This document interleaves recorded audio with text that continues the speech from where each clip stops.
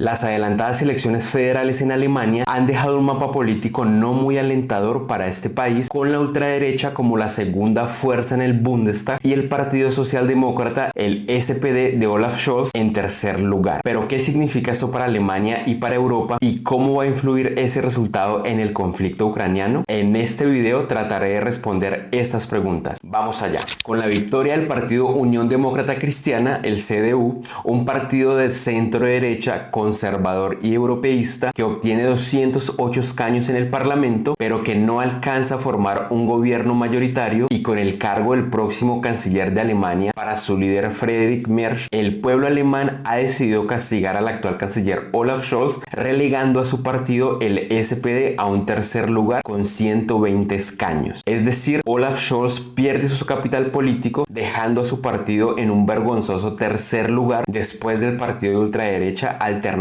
para Alemania, el AfD, con Alice Weidel como su líder. ¿Pero significa esto que la ultraderecha alemana se tomó el poder en su país? En realidad no. Como les mencionaba, al CDU no le alcanza el resultado para formar un gobierno mayoritario, por lo que se ve obligado a crear una coalición, y lo hará con los partidos que históricamente las ha hecho. Es decir, que hará coalición con el SPD, el partido de Olaf Scholz, posible coalición a la que se le ha llamado la Gran Coalición, o también tiene la posibilidad de crear la coalición Kenia por los colores de la bandera de este país, así la llamaron, que estaría conformada por el CDU, el SPD y el Partido de los Verdes, que obtuvieron 56 escaños. De esta manera, el SPD perdería, sobre todo por la mala gestión del canciller Scholz, pero entraría a la coalición que gobernará en adelante Alemania. Es decir, que perdió, pero no tanto como pudo haber perdido, porque seguirá en la coalición de gobierno, pero no la liderará. Pero fue su mal manejo de gobierno en estos años el que radicalizó la política en Alemania, y lo que hizo que el partido ultraderecha Alternativa para Alemania, la AfD, se fortaleciera. El AfD quedó en el segundo lugar con un total de 152 escaños en el Parlamento. Este partido es un partido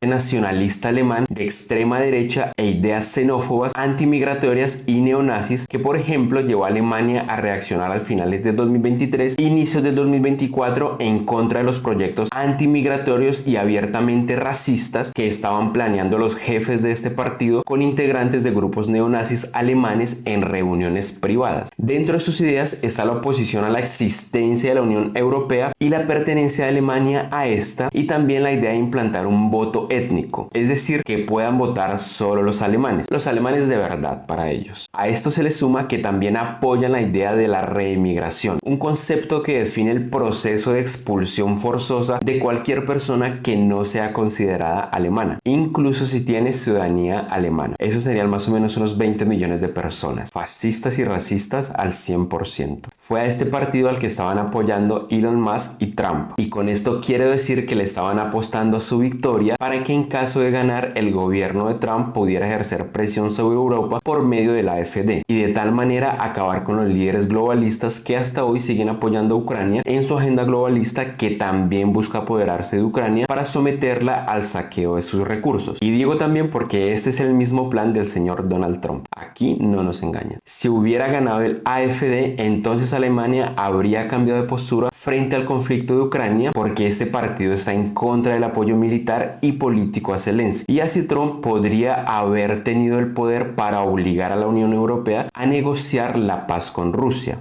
Y no es que este partido esté a favor de Rusia, es que están en contra de los enemigos de Rusia en Europa, pero no por Rusia en sí, sino por las posiciones de estos en la Unión Europea. Porque ya saben ustedes que hoy por hoy en Europa, Scholz, Macron, Sánchez y otros políticos por ahí promueven la agenda globalista de las élites anglosionistas. Algo con lo que Alternativa Alemania no se alinea del todo, generando en esos puntos desacuerdos y posturas antagónicas con la Unión Europea. Además de su ideología abiertamente de ultraderecha y neonazi, todo esto explica el porqué del cinturón sanitario que han creado los partidos alemanes alrededor de la AfD, que consiste en no pactar ninguna alianza con este partido abiertamente de ultraderecha. Es decir, que aunque algunos políticos de otros partidos quieran en contextos más locales hacer alianzas con el AfD, a nivel federal existe una especie de código ético de cero alianzas con ellos, por fachos. Pero entonces, ¿por qué una parte considerable del pueblo alemán, sobre todo de la que fuera la República Federal Alemana, les votó? Ahí es donde todos los caminos conducen a Scholz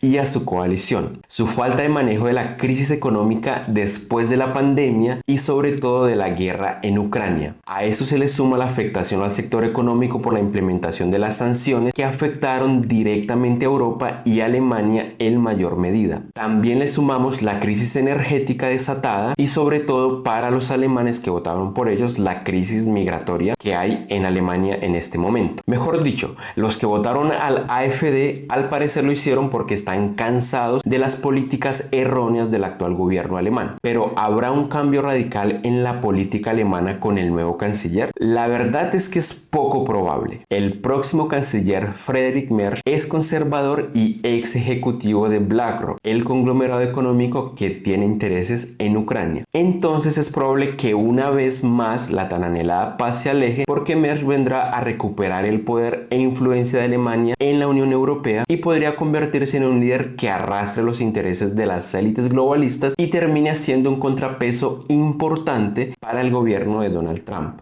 Claro, todo esto en contra de los intereses del pueblo alemán, que al parecer ve la palabra soberanía como algo tan extraño y tan lejano como una utopía misma. Palabras más, palabras menos, Friedrich Merz decidiría seguir con el apoyo militar, logístico y político a Ucrania en caso del fracaso de las negociaciones de paz, en las que por ahora no está ni Europa ni Alemania. Así que bueno, el pueblo alemán no tiene nada que celebrar porque la continuidad de la guerra significa para los alemanes más crisis económica. Por otro lado, Rusia continúa las conversaciones con Estados Unidos. Donald Trump insiste en sacar adelante un acuerdo sobre los recursos naturales, que es básicamente lo que a ellos les importa: tener el control de los recursos minerales y de las tierras raras en Ucrania. Y aquí un paréntesis, para que quede claro y parafraseando a Christian Zirilli, Trump aboga por la resolución del conflicto ucraniano porque cree que escindir a Rusia de la sinergia con China es clave para Estados Unidos, no porque sea un amigo de Putin. Ojo con eso. Volvamos. De estas negociaciones no se sabe mucho, pero Trump insiste en que en una semana Washington y Moscú llegarían a un acuerdo. Un acuerdo que realizarse sería sin Europa, algo que le caería bien a Rusia, a quien le conviene que las relaciones de Estados Unidos y la Unión Europea estén fracturadas para debilitar a la misma Unión. Algo así como tener un solo enemigo en lugar de dos unidos. Y es que suena irónico, pero es tal vez una salida que podría evitar la escalada del conflicto bélico. Esto demuestra que Trump no la ha tenido tan fácil en obligar a la Unión Europea a aceptar sus condiciones, pero tal vez sea solo cuestión de tiempo.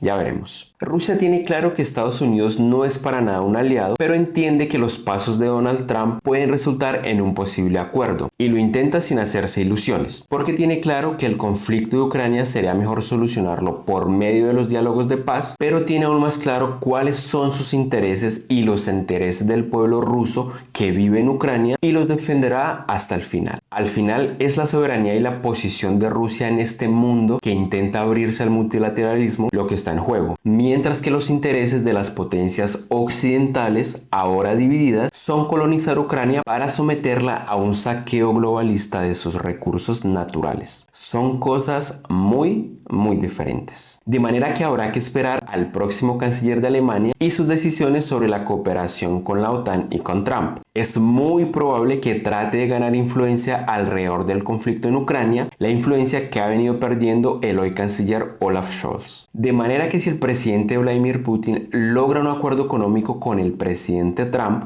los líderes europeos estarían en problemas y en una muy seria desventaja. De no lograrlo, lo que sería una señal de que la Unión Europea ejerció presión para impedirlo, se aseguraría la continuación de las acciones militares en Ucrania y se postergarían aún más. Bueno, puede pasar que Trump convenza a todos los líderes europeos de hacer las paces y negociar las condiciones de Rusia en el conflicto, pero este escenario lo veo muy poco probable en este momento, debido a que la élite globalista busca a toda costa debilitar a Rusia, también para en un futuro someterla y cooptar su clase política para que posteriormente permitan el saqueo de recursos en sus tierras. Y este plan sí o sí pasa por apropiarse de Ucrania y recortar la zona de influencia rusa y así debilitarla más. Estrategia contra la que el presidente Vladimir Putin y Rusia están luchando desde hace mucho tiempo. Así que la victoria del CDU en Alemania no juega a favor de los planes de Trump, como lo hubiera sido una victoria del partido de ultraderecha Alternativa para Alemania, que a propósito no ve a Rusia como el enemigo a vencer que durante todo este tiempo les pintó la élite globalista europea y estadounidense a sus contribuyentes. Así que ya veremos qué rumbo toma este conflicto, en el cual todas las potencias buscan ocupar su lugar en el nuevo orden mundial multipolar que está pariendo nuestra era. Déjenme sus comentarios y suscríbanse a este canal para no perderse los próximos videos.